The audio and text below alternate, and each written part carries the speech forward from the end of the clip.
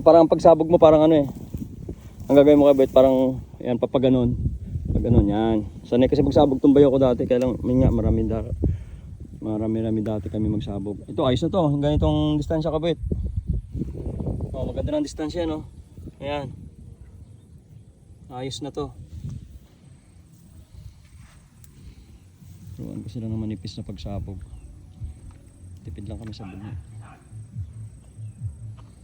Very good.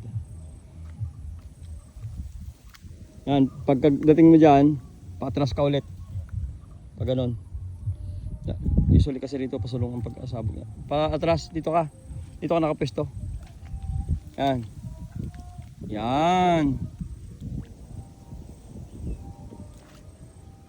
Ururo ka ng kunti dyan, kabait.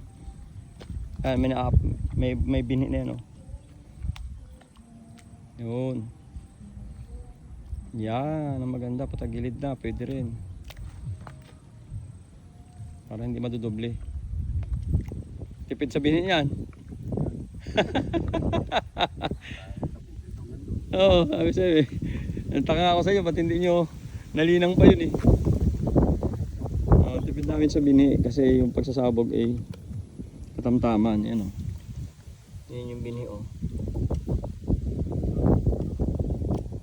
Pag dikit-dikit mo yan, magiging damo na yung palay. Kalaban niya na yung kapwa niya palay. Puro malalayuan lang ang sabog. Pag sa malapitan kasi magdudoble-doble. Sanay magsabog tong bayo ko eh.